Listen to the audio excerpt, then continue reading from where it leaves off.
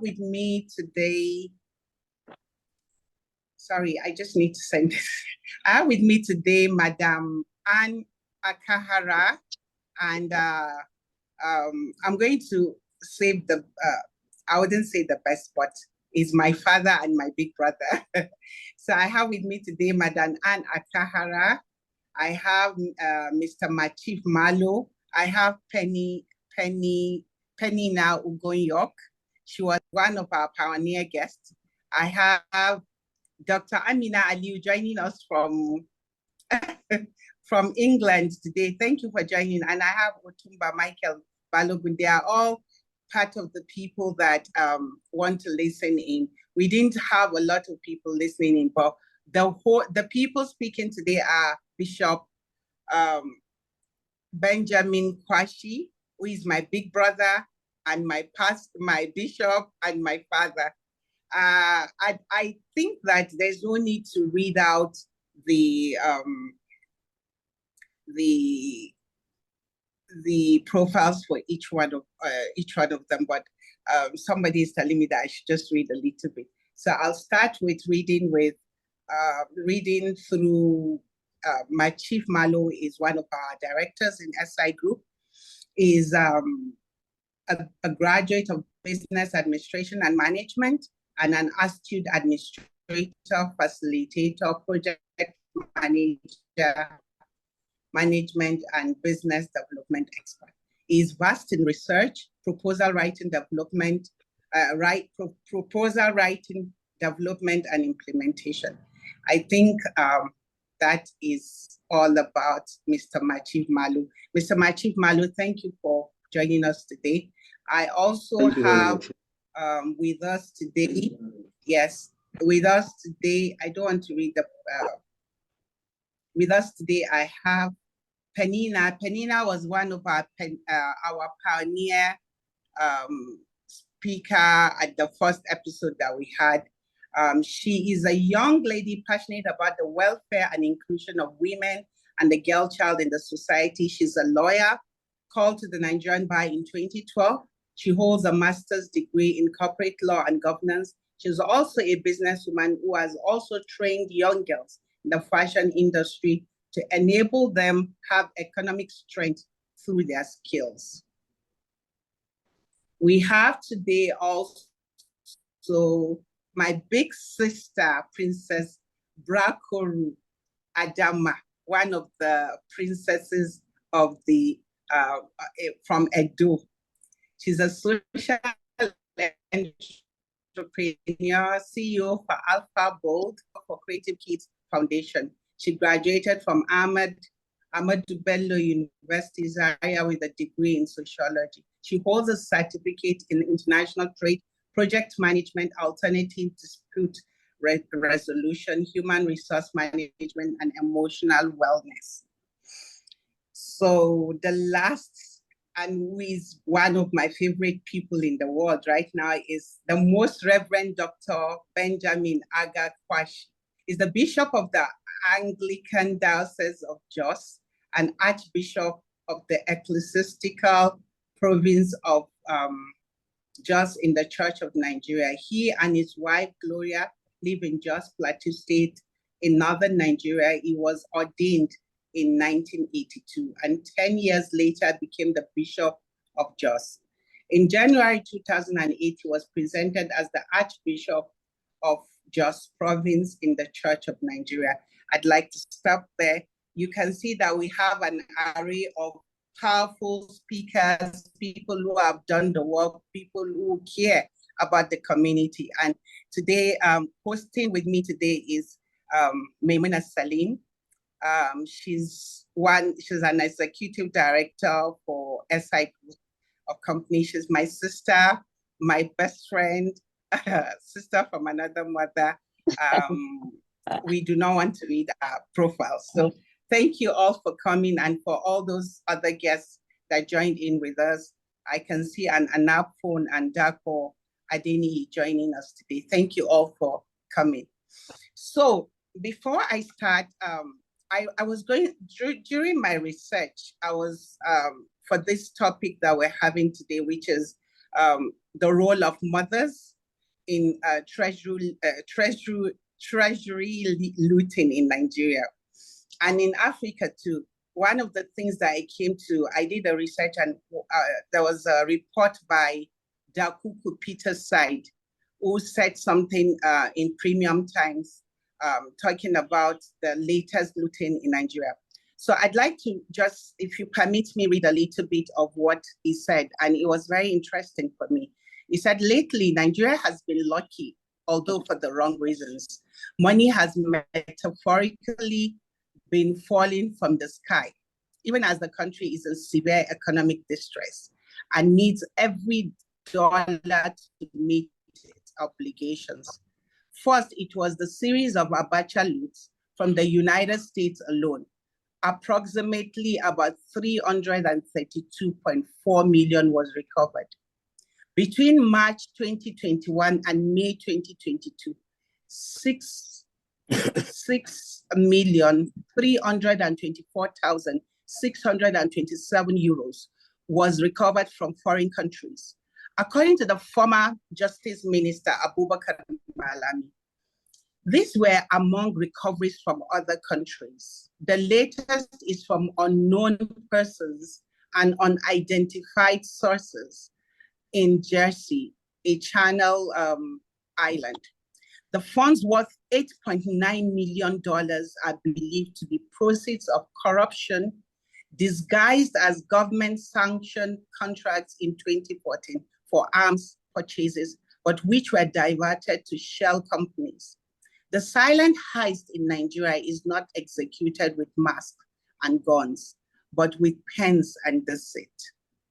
The nation is robbed of its promise with the bleeding dry of public funds. In the dance of corruption, Nigeria's public funds are the unwilling partner, waltzing away from the grasp of those who need it the most. The key actors are those we entrust with our commonwealth. It's really painful as I read through this write-up. It's just an introduction. It's a very long read. And I thought that before we start, and I'd like if the speakers will put up their cameras and then we start. I'd like to start with Bishop Benjamin. Yes, sir. Can I just say something? Yes. Yes. So, it's very interesting that we have this topic and we speak about the role of mothers, right? That's a very deep thing that we're thinking about, the role of mothers in raising treasury looters. So I want us to contextualize treasury looters.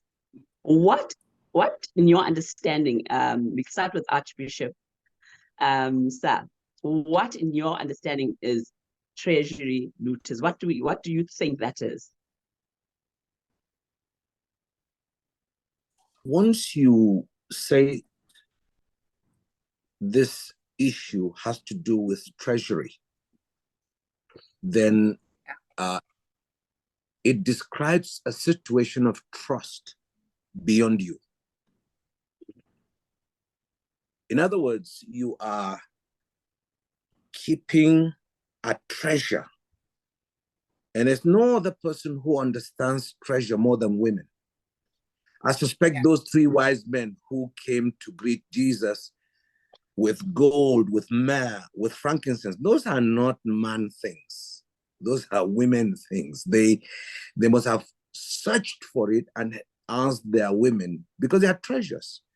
In Nigerian parlance, you say when you're going for a wedding, you look for bottom box. Treasures are the bottom box issues. But this bottom box does not belong to you. It belongs to an agreed geography of a locality of people.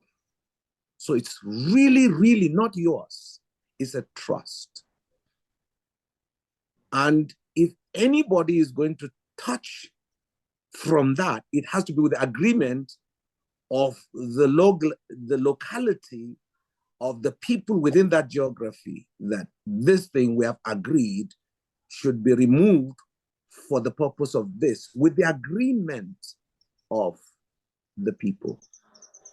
And this is what happens. It doesn't matter whether it's in local business or in the church or in the mosque. Once there is a treasury, it ceases to be a personal property.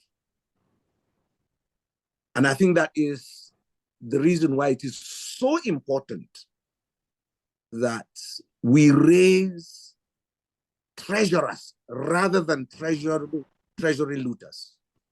Yeah, absolutely. So, Bishop Benjamin, there's something else that I'd like you to highlight here. You told me the first time I met you in Jos, there was something you told us during the conference, the peace conference. You said you told a story about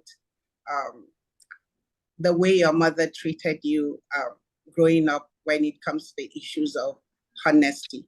Please, can you highlight, give us one story that you remember that, because one of the first things you said right now is that raising treasury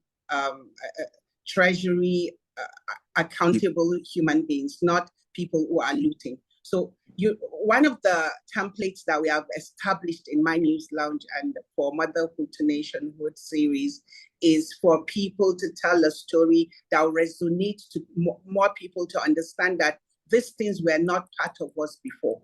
These things were just alien to us. It's now that we're seeing a new generation of leaders who are looting. So can you please go back in time and tell us a little bit about how your mother raised you with that accountability quotient that we see now that has made you who you are right now? Thank you. The first thing I was to learn with difficulty was whenever I come back from school, my mother would inspect my bag and look at me. If there was anything I brought in the bag that didn't belong, believe me, no exaggeration, it was returned that day to wherever I took it from. That was a discipline I learned. So even if my friends gave me things and I wanted to bring them, I'll keep them outside our compound, not bring them in. Eventually, of course, when I go back to pick my thing, it has been stolen. So it was a worthless venture, bringing anything outside, inside.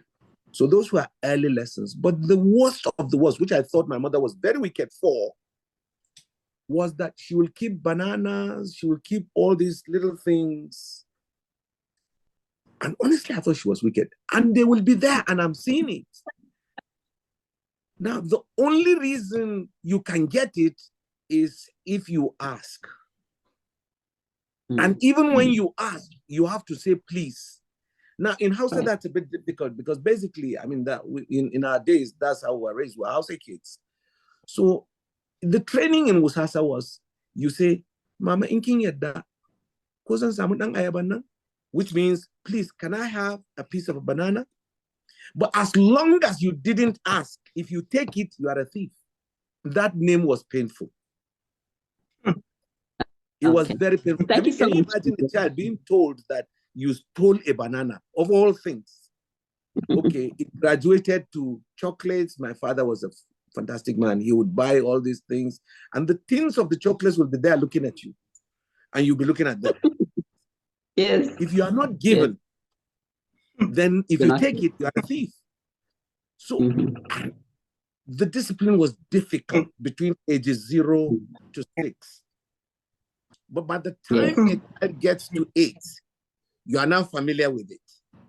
Now, the trouble is, even if you ask, you have no guarantee that you'll be given. Because sometimes you are asking and then you've not eaten food. Say, no, until after food. So you rush the food and say, Daddy, now, Mommy, can I have it? And Mommy said, no, you've just had food now. So you eat and let us see. Maybe tomorrow you'll have. So that discipline dragging, my mother was not a big woman. She was a smallish woman. She was barely 5 foot. And she was tiny. So the thing used to, as I grew up, it was very, very painful as I was growing. But that became the discipline that earned me my position when I went to secondary school and I went to military school, where honor, trust, and respect was rewarded.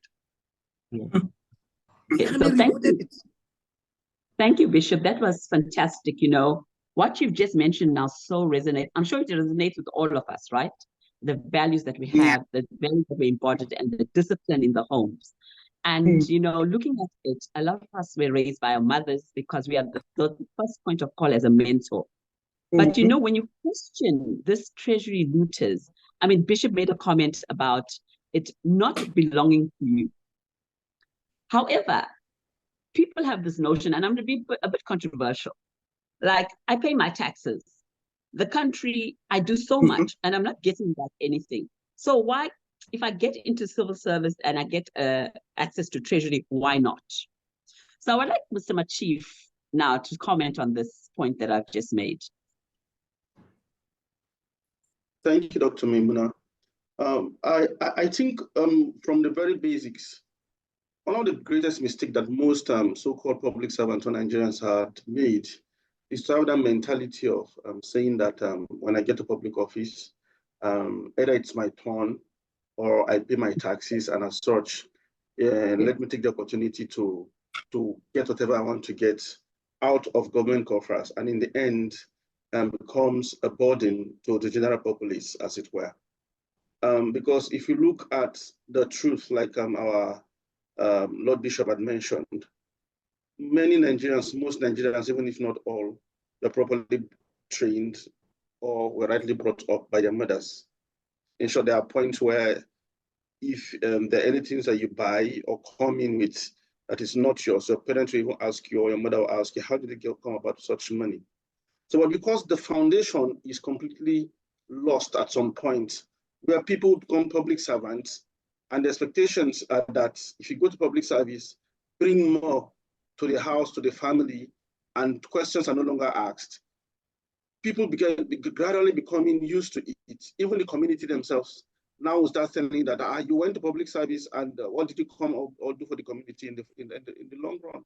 The demands that will now start being poured on you as an individual will become so much that you need to also look elsewhere to get extra income. Of course, where will that be? It will be that probably you go beyond your salary, your budgetary allocations, or even misappropriate in order that you give the community, your family, the desired request and demand they are pouring out of you. So I know quite well, because we interact with ourselves every day in Nigeria with both public servants, political public servants, and the rest. You realize that because of the kind of demands that is being placed on them on a daily, these persons would go beyond their reach or their earnings. And I think one of the questions that will now start arising is that what is the role of even the mothers at this point?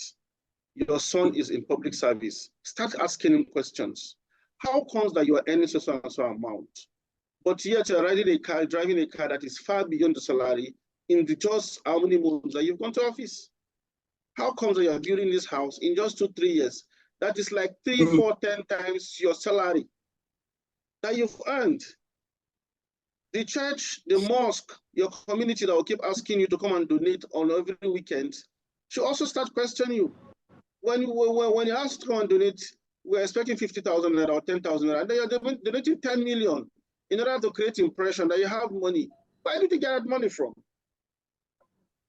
These are the roles that the society. Come again, Ma?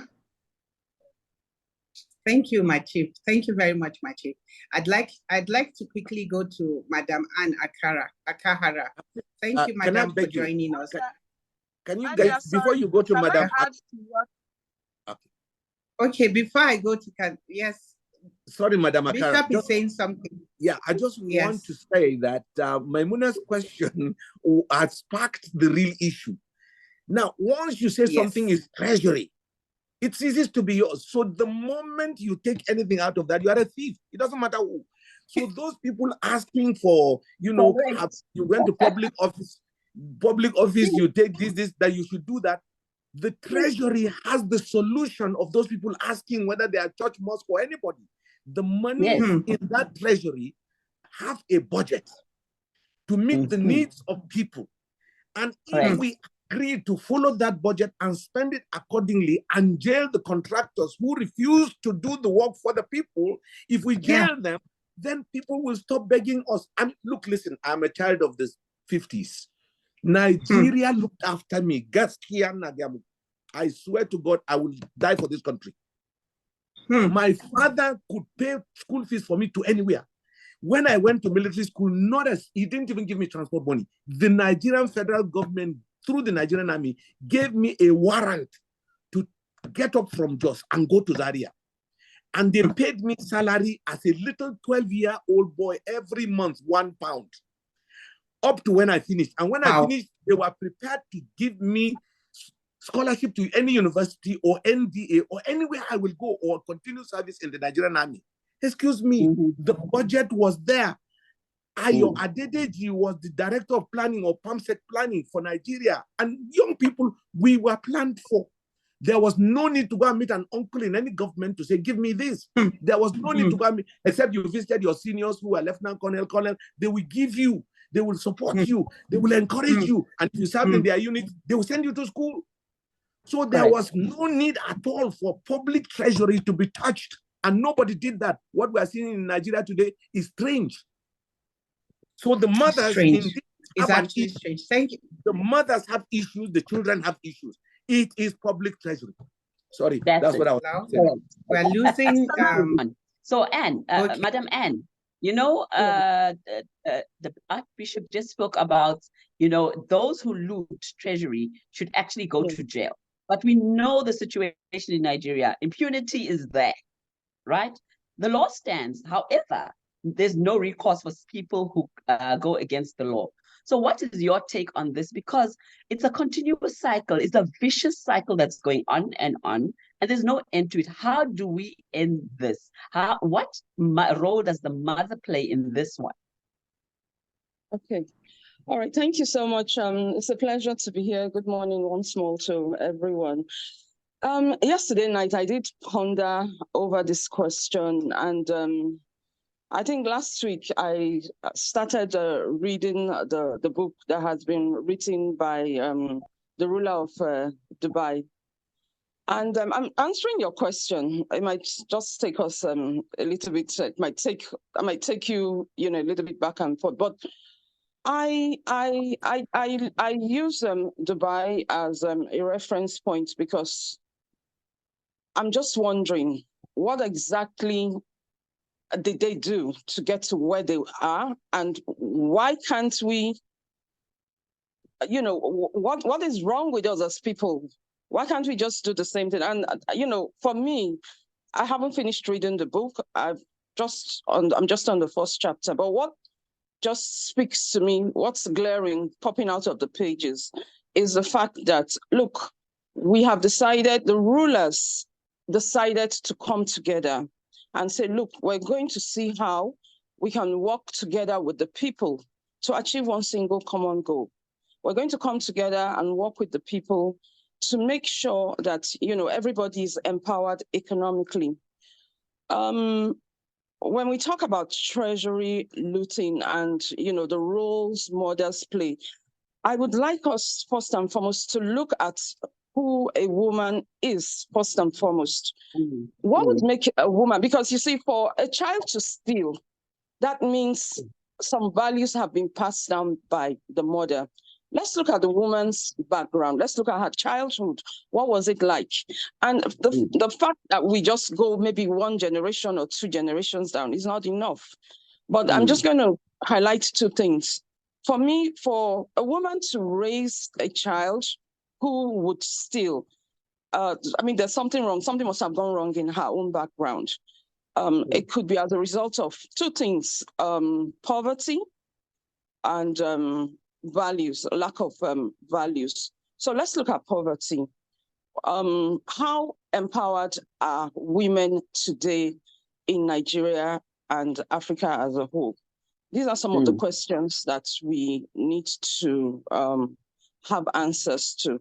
I really don't want to go down a rabbit hole. I just want us to, well, let me speak for myself personally.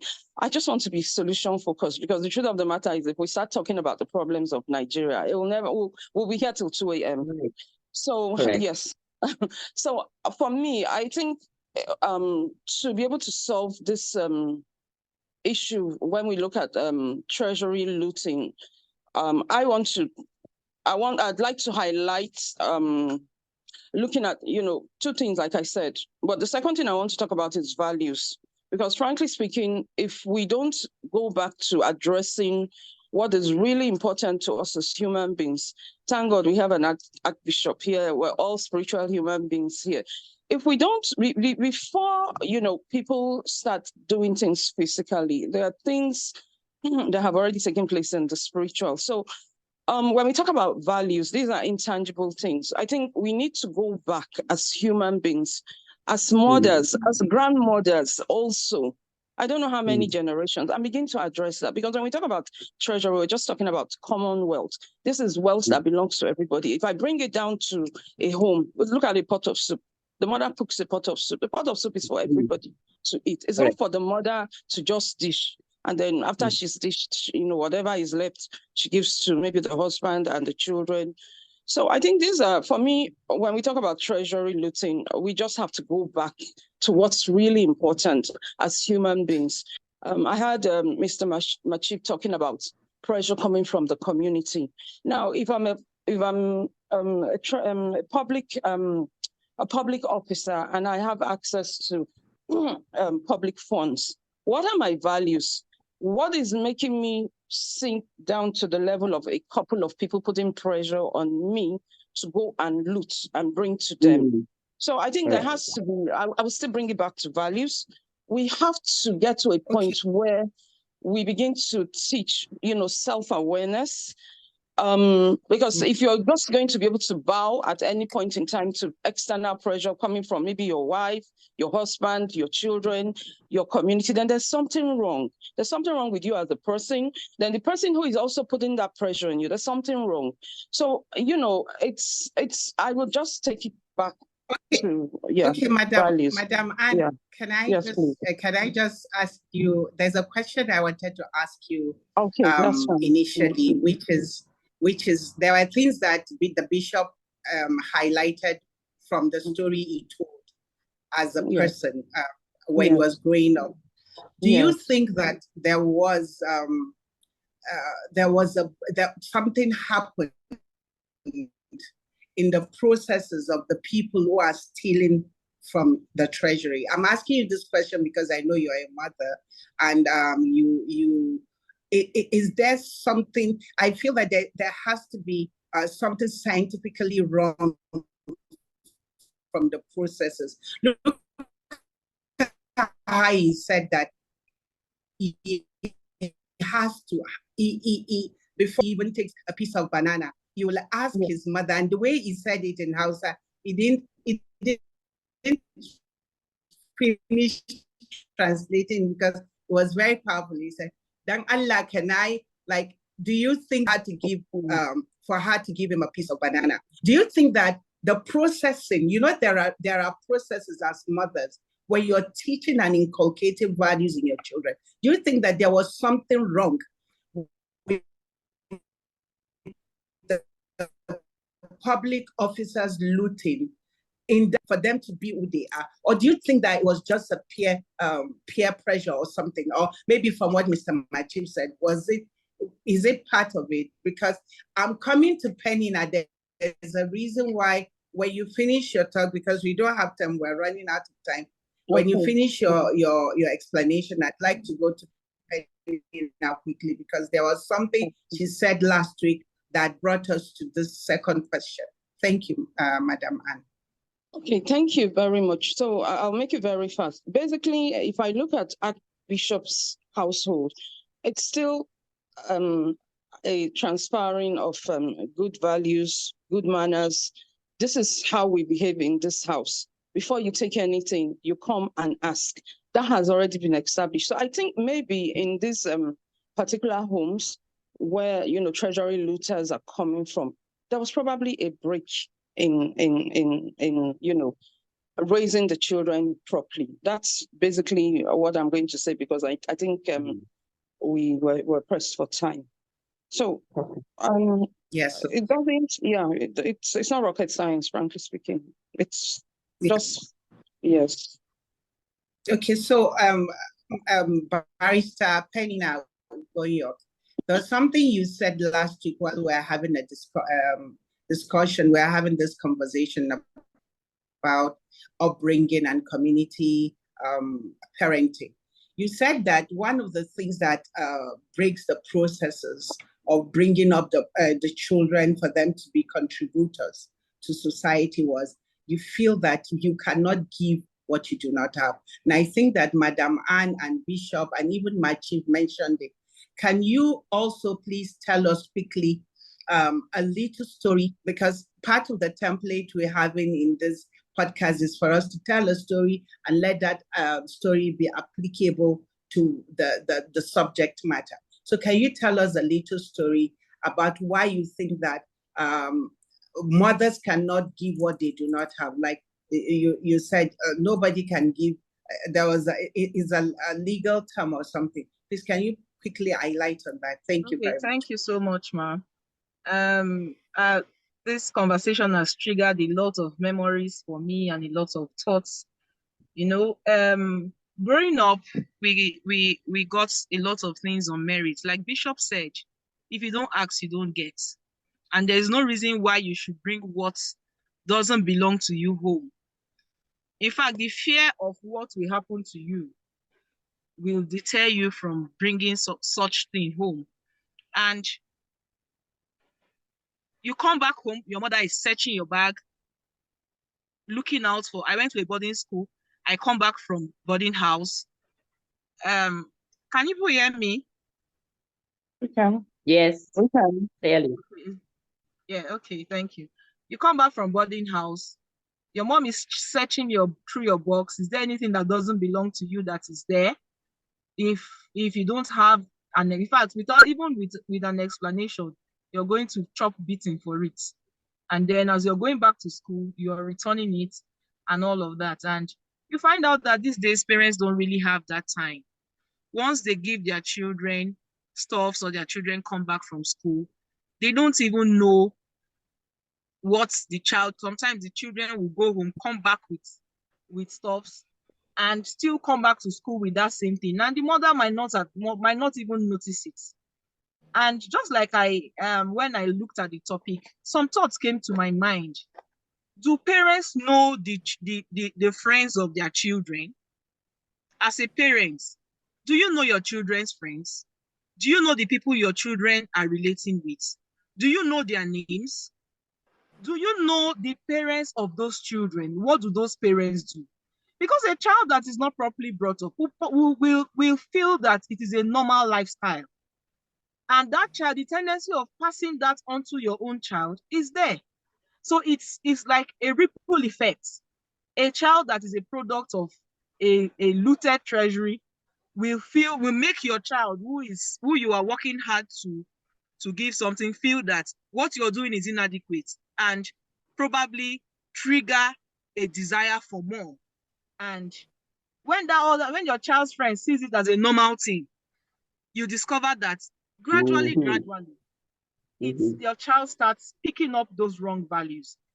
And also, I remember even in the university, as a grown-up girl, in the university, studying law, sometimes you have friends that will even dash you money. You can't come back home with that money, because if my mother does see you with that money, you will explain and you will be beaten for having such amount of money. So sometimes we'll have to buy and share all that money before we get home, because you cannot be found with such amount of money. You understand? Yes. And then when my chief was speaking, he talked about civil service, people looting treasury in civil service, people putting pressure on them. And what came to me, what I remembered was, how do these people get these jobs in the first place? I'm a very practical person because I've experienced Nigeria. Like Bishop said, they enjoy during their time. Our time, I'm this generation that we have to suffer, and they don't even care about merits. I remember recently, about last year or 2 years ago, I applied for a job and I went through the process of recruitment. Because it was my field, I was very vast in energy law, and it was a walkover for me. I did the interview, I passed up till the final stage, and they told us that everybody is here on merit. And truly, I was there on merit. And Yes. I did the interview, and at the end of the day, I uploaded my documents on their site, and all of a sudden I got a rejection mail that we are sorry, we could. And then I started inquiring, what happened?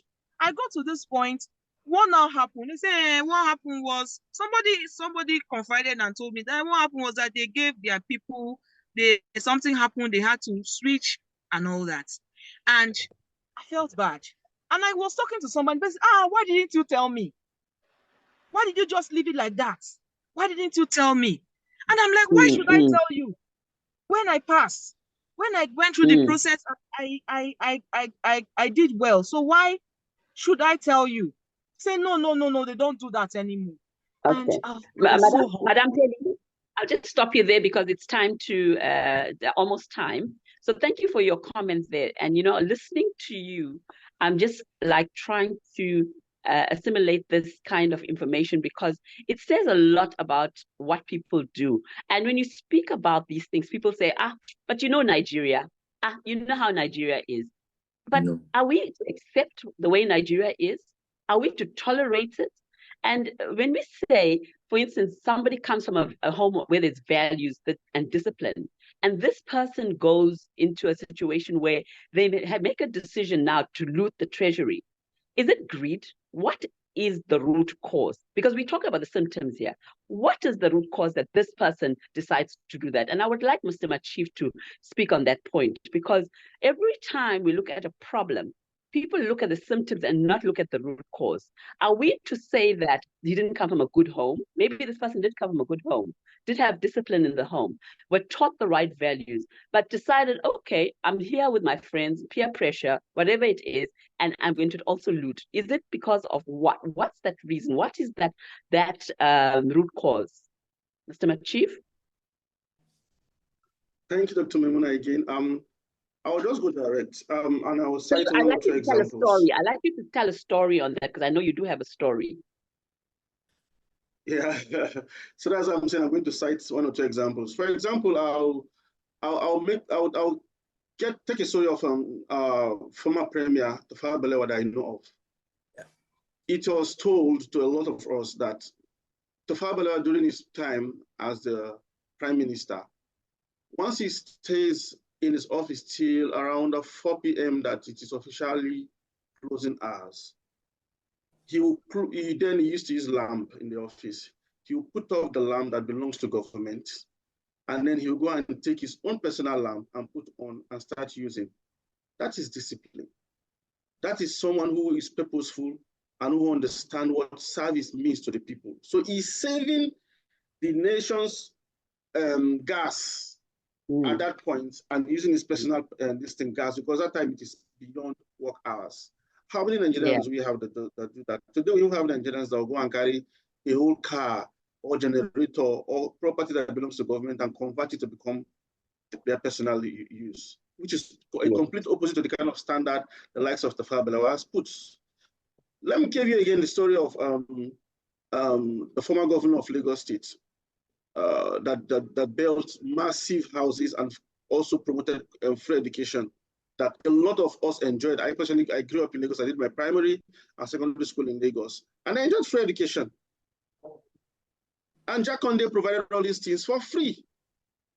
But today, if you go to Lagos, you will see most of these facilities, if they are not even completely dead, they are destroyed.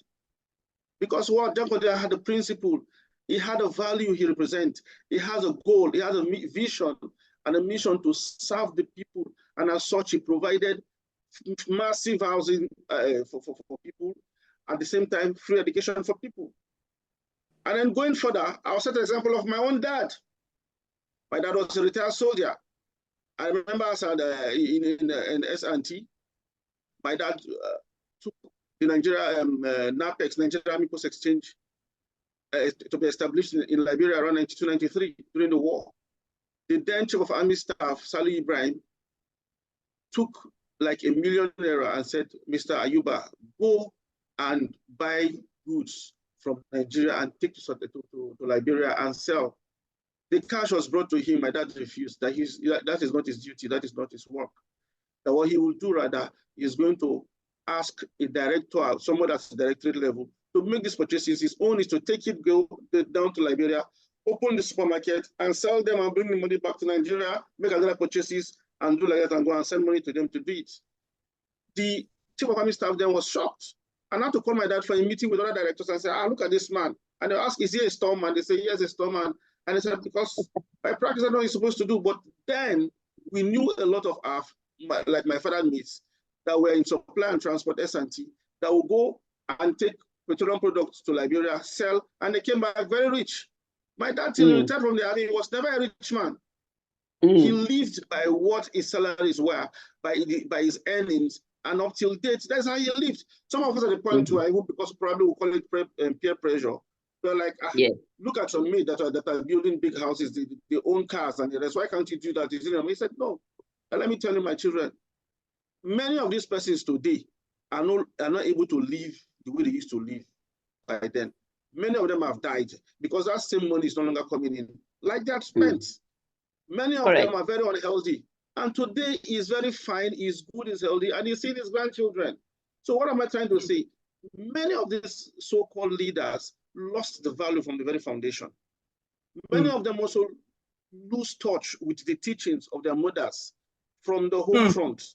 And then when they go, their greed, and their desire to pursue their own personal ambition made them lose focus. And that is where we are today. Thank you. I don't want your time. I don't want your time. You are really sparking some things, Dr. Malo. Let me agree with you 100%, but let me quickly say, because the time is up, that the key issue is not only your father, it's also your mother.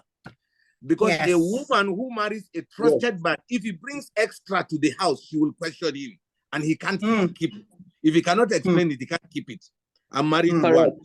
So let me quickly say, dear mothers, please, if we want to address this issue, as Anne had earlier said, and as Dr. Gonyok also mentioned, and as Dr. Masif, let me assure you, since you people have given it spiritual dimension, the problem we entered into with the sin of the world is because Eve did not ask questions. So whatever you take and you are not given, you will enter Allah. Yes. But since then, women learned their lessons. And it's true. Since then, women learned their lessons. And women have three things that until we harness and develop it, we are going to be raising children the wrong way. Number one, women are builders. It's nature to them. Men are not. Correct. Women builders. The nature of a woman is she will collect things, she will expand her territory, she will go to the farm, she will do that. So let us look at how we can harness that. We're looking at solutions. Number two, women are treasury keepers. Any human being that wants to succeed in life, give your wealth to a woman. Believe me, they are treasury keepers. They will multiply it for you. They will do business. They will do all kinds of things you never know. They will keep you. I mean, you give your wife 10,000 naira today. You come next week, you are looking for 10,000 naira. She will give it to you, but she has got 5,000. Well, how did she do it? She keeps money. Number three, women are community developers. When you marry a good wife, she doesn't know your father from Adam. She doesn't know your senior sister. She doesn't know. She is the one who here, Uncle so has died, but in engaged. So let me go and greet them. Women are the ones who link up.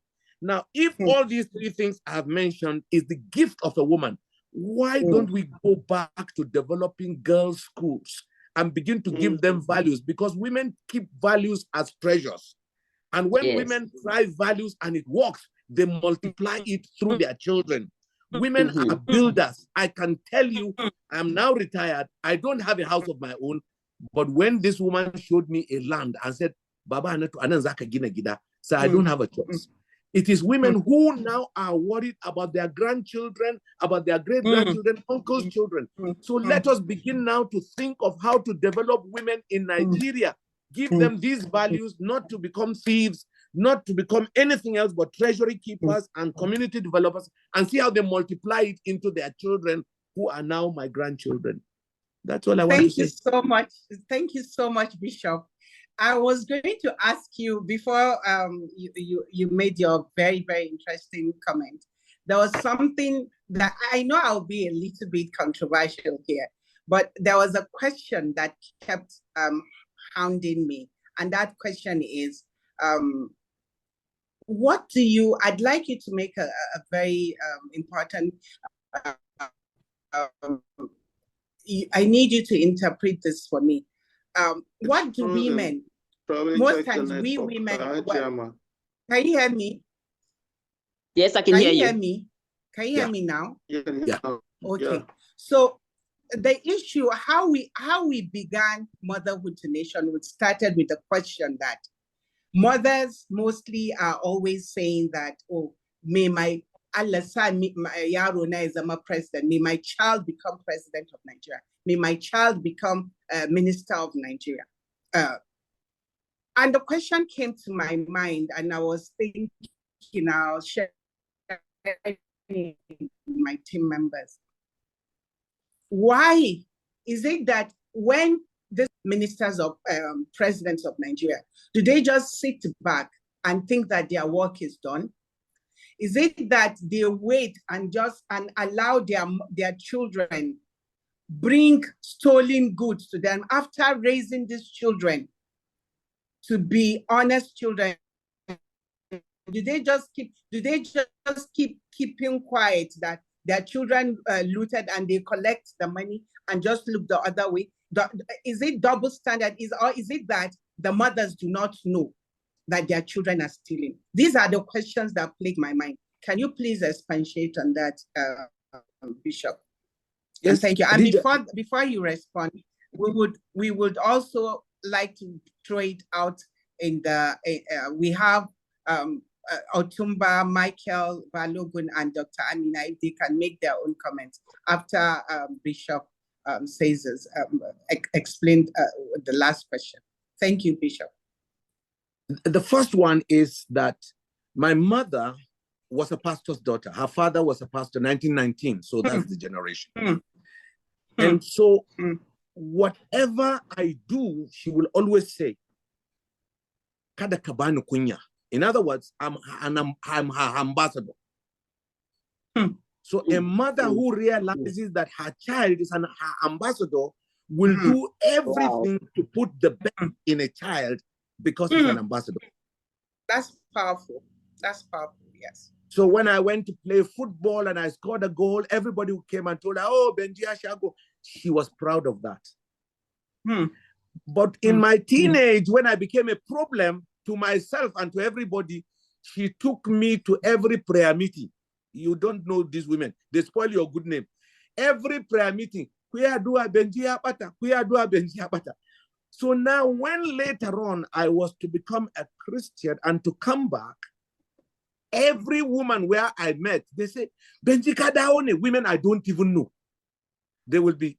And then I went for ordination. They were also proud of her.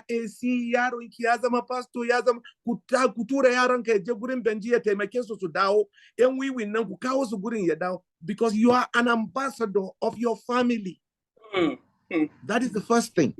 The second thing is that when women take that position of really investing in their children, which is what Maimuna was trying to say, there is a missing link when they don't.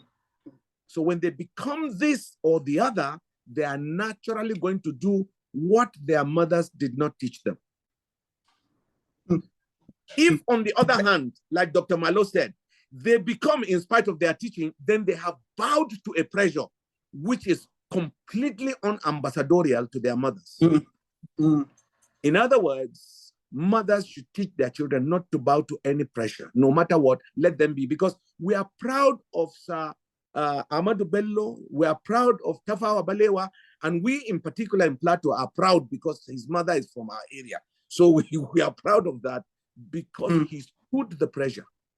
General Gowon stood that pressure. As soon as he stepped down from office, he was overthrown. He immediately told his wife, move out of the hotel. He told everybody, I'm no longer president. I don't have that money again. Move out. I was government property. Now I'm no more. That is the discipline he got from his mother. His mother didn't go to school, but she raised 9 wonderful children who had a name in Nigeria, each one of them. And in fact, she decided their futures. That is what a mother can do. But thirdly, I believe that this subject in your generation, as a mother, you are the generation to save Nigeria right now. Because the Treasury looters are children of people. Let us make this podcast loud and clear. They have failed their mothers. They have failed their communities. They are no longer ambassadors worthy of their family, and in fact, no longer ambassadors worthy of Nigeria. We denounce them because the Treasury is not meant to be looted. Love that. I love that. Love that. I love that. That is fantastic. I just came up with like a whole sentence in conjunction with what you just said. So I want us to let us build a nation. Let us take motherhood and build a nation of ambassadors in our communities to protect our treasury. Thank you, Bishop. That was phenomenal. Thank you. And I'd like to, before we go off, because we just have a few minutes left, I'd like to, before everybody also say their last words, I'd like to hear from Otumba Michael Balogun. He has been listening in. He's one of our partners, and he's been helping us to broadcast this podcast. He said it's interesting. He once told me recently that he bought a car. The first time he bought a car, his mom asked him, let him tell the story. Otumba, please, can you join the conversation? Thank you very morning, much. Before we go to Dr. Amina. Good morning. Thank you for joining us. Can you please tell us, add your voice to this conversation? Thank you. Good morning, Otumba. everybody. Can you hear me? Yes. Yes, we can hear you now. Yes. It's most reverend. I am happy. I've listened to you, and may God bless you and increase you in wisdom. And Amen. I love what you just said, that this thing should be made louder. There are a whole lot of podcasts that I would never even sit down to listen to in 10 minutes because they don't have any impactful meaning. But when my sister brought this up, I had this sudden rush of emotion because when it comes to mom, I think we respect for a male child in Nigeria, so to speak, we have more respect for our mothers than our fathers. Because I remember when I was going to school, the first thing my mom told me before going to university was, remember the son of who you are. And those words were engraved in my heart forever. So when the pressure came from courses, oh, you need to be here, you need to join this, the only thing I remember was, I'm an only child. I'm going to be 52 this year. And those words I have told my house I ever have, but people will put your poster out there, wanted or in jail. Remember this same name that protected for all these years. I've been in Nigeria for 13 years since I relocated. I don't think about anything to do with the law. Like a policeman will invite me for questioning. But the first day I bought a car, the questioning I got from my mom was even worse than the one FBI would have given any terrorist. Because she made me explain where the money came from, how I sourced the money. I had to tell her I was saving. I was working at British Council, 2 years contract. I had to show her every document. She said, I'm a retired school vice principal. How would I explain to my people in my village that my son brought this car? And the car she was talking about was a Golf GTI. That same Golf, now if you see it on the road, I don't think any woman will look at me twice and say, this is what you are driving. But back in those days, it was more like, where did you get the money? Have you joined these bad people? Please don't spoil this family's name. I'm a Christian woman because I need to be able to defend. And this was how we were brought up. You bring a game and watch from school, they'll beat you. Did you steal this? Even comic, Marvel comic, Batman, you borrow a comic. Did I buy this from you? That means you stole it. I'm taking you to school tomorrow to go and explain this on your assembly line, and then you start sweating in the AC because it's embarrassment. So I tell my kids, even if it's just 2 shoes you have, wear it pride. And it starts from the home. Yeah. Because if you can't manage what you have, you're going to steal. You're going to put one in the cookie jar. And then somebody that's raised without love gets into a power position and he has a virus to just sign a check for 1 million and changes it to 100 million. I expect him not to loot the treasury. It becomes something of ease. The first time I worked with somebody else, when I left the British Council, the man set up a bureau de change called Queen's Bridge. He lives in the UK. I said, why do you want me to do this? He said, remember back in London, I kept £2,000 with you. The same way he kept the £5, £10, £20. After 3 months, he asked for the money. I gave him the same way. He said, you didn't even remove the. I said, why? Is it my money? And it made me manage his company for 2 years, carrying dollars up and down in Lagos. So why would I now go to a place of plenty and start looting? The shame will be there. I always remember my mother is still alive. That if anybody calls this woman and says your son is in police station, she might collapse and die.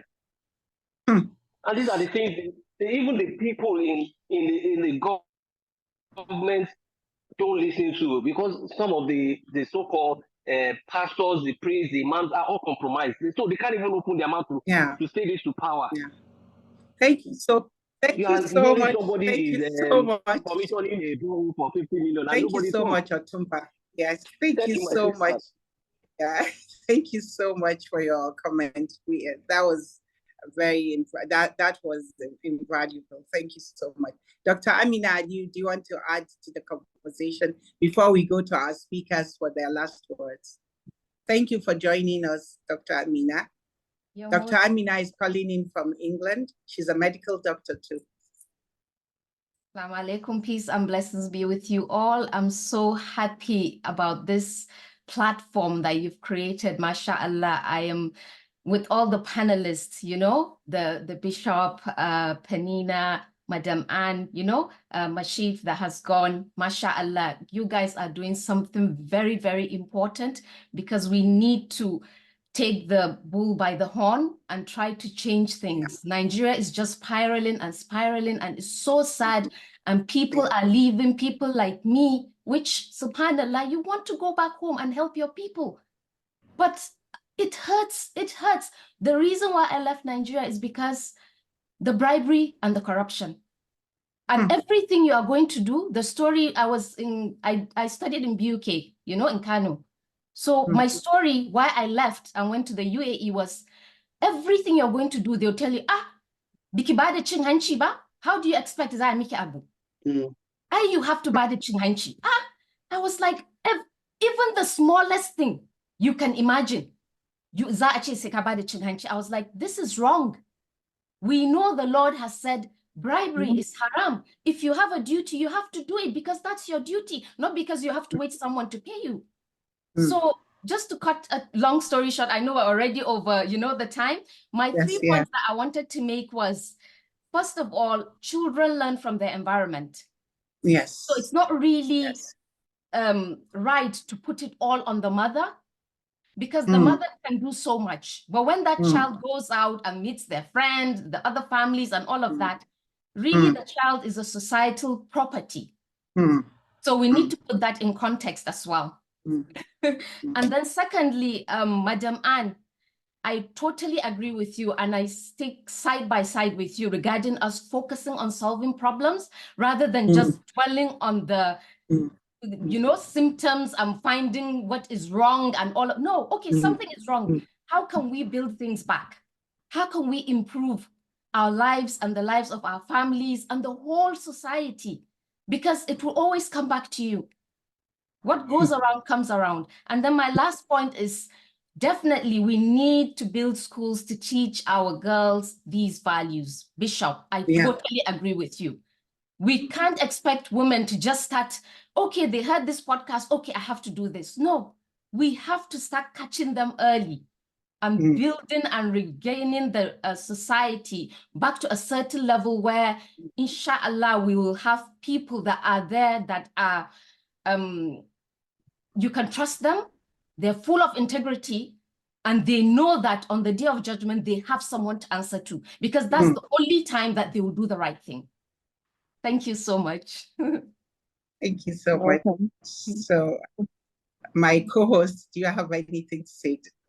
The last minute, if that's your round, that's your turn.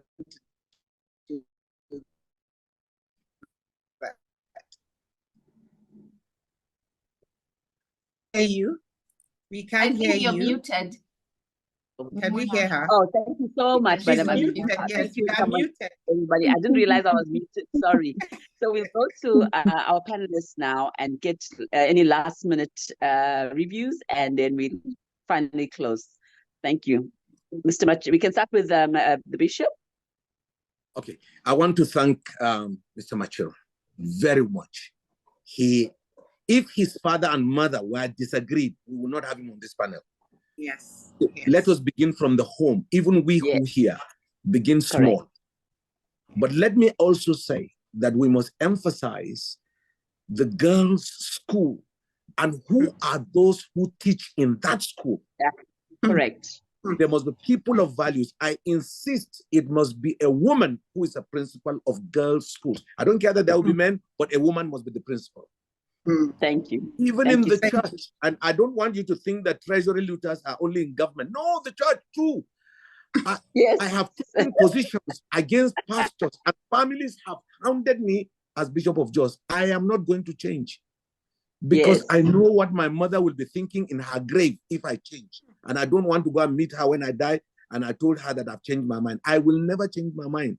There is nothing like a Christian thief or an imam thief. There is nothing. You cannot be nothing like that. Nothing like that. So number two, I would want to encourage your group that please enlarge it. Women of value. It doesn't take many. One Mary Slessor started nursing in the middle of diseases, and God with his infinite mercies, she was not infected. We can't hear you, sir. You're breaking. Okay. Can you hear now? Hello, you're breaking. Yes. We can't hear you. Yes, we can hear you. You can hear me now? Yes, we can hear you, sir. Okay. One Mary Slessor changed the killing of twins. Just one little girl at age 18. One Florence Nightingale changed the disease in England. One girl. I don't know what God has about women. He answers only their prayers. He doesn't answer. That's why I want to go to heaven. We will have a discussion about that. So please don't underrate. The African is a stupid man who thinks women are nothing. Gaskia, we are losing.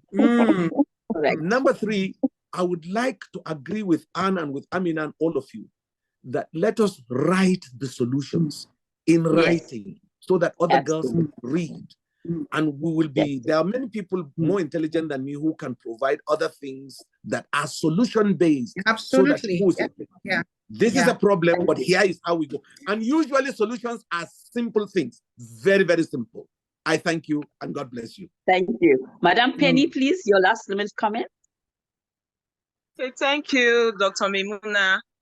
I would like to, like I've always said, you can't give what you don't have. I would like to encourage us to start from the grassroots, start from the bottom. Encourage the women we have around us, encourage children to have these values. There are some people who are already broken. Some people are, it's unfortunate that our parents' generations were well raised. And then we are now, how do I put it, the more the generation, the lesser the values, find out that our generation was still better than the current generation. What's happening? People that were raised with values are losing those values. How do we maintain those values? How do we ensure that these values are preserved? And like the bishop said, the women have a pivotal role in ensuring that values are maintained. I was very pleased when he said that women know how to multiply things and they know how to preserve things. We have been given the responsibility by God, who in his infinite wisdom gave us the capacity to raise homes, to raise society, to raise community. We should not relent. We should not allow anyone take that power from us. We have the power to write things. We have the power to write the society. We should encourage ourselves. We should help ourselves to maintain and to harness our potentials. Thank you. Thank you. Thank you. Madam Anne, please. Okay. So first and foremost, I'd just like to say that I wasn't even raised by my mom. I lost my mom when I was 7. My dad raised me. Wow. And as yeah. So I'm almost tearing up. What I want to say is that we also need the help of men. We cannot do it alone. I know Africa as a whole, Nigeria as a whole is a patriarchal society. Let's look at the positive side of the patriarchy and hold on to those particular positive values. That's one. 2, I'm reaching out to Dr. Amina, who is a diasporian. We need the help of the diaspora. We cannot do it alone. I constantly speak to my sister as well, who is out there. So please, I believe that if one person speaks to another person, you understand, as the Archbishop said, it just took one lady, one young girl to make that impact. We as individuals can all make, our own impact. Then the last thing I want to talk about, which is what Peninia has also spoken about, is community. It takes more than the parents. It takes a community to raise a child. Now, if the community is broken, what can we do? So, there's so much. It's kind of like a catch-22, a vicious cycle. But I know that, if we're solution-focused, we come together. Each of us can begin to make those smaller changes, those small changes, and, they populate into something more global. I think I'll just stop here. Thank you. Thank you, Madam Anne. Dr. Khadija and Dr. Mimuna, say your last word, then I'll. Okay. So, just before you, Dr. Memuna, can I just say only one thing? We have our Nigerian cultures, North, East, South, Middle Belt, and all of that. Please do not allow, as mothers, to change your culture into a Western culture. That model does not fit here. That's all I want to say. Yes, whether in the church, in the mosque, or anywhere. Yes. So thank you to all the panelists. And this was such a mind-blowing session. People are commenting and saying that we should have more. So what I've learned is that let us now take motherhood, right, and build a nation of ambassadors in our communities to protect our treasury. So I'm your host, your co-host, Dr. Mimuna Salim, and I hand over to the host. Thank you, everybody. Thank you. Thank you. Thank you, This has been such an interesting, enlightening session for me. I've learned so much. I always learn when I'm around enlightened people like you. Thank you so much for all your contributions. I'd like to say my last word. We are talking about motherhood to nationhood. The entire objective of all of these things we're talking about today is to raise and mentor the next generation of mothers. Yes, we need the men. Yes, we know that the women are specially created. Why do we call the earth Mother Earth? Saying that the mother is a spiritual being. So the mother is a spiritual being given to us, that God gave a special gift to nurture the next generation of humanity. We cannot drop the ball. We cannot allow the world to go spiraling, like Dr. Amina said. We need to know that every child is our child. We cannot say that child is not my child and we look the other way when they are doing the wrong thing. The Treasury looters have become who they had because we did not collectively call them to account. We need to speak loud and we need to magnify our voice collectively to make them remember who they are. If they do not know who they are, we should keep reminding them. I am host Khadija Abdullahi. Thank you so much for joining me on my news lounge. Thank you. Thank you, everyone. Bye-bye. Thank you. Thank you. Bye, everyone. Thank you for having us. All right. Bye, Bishop.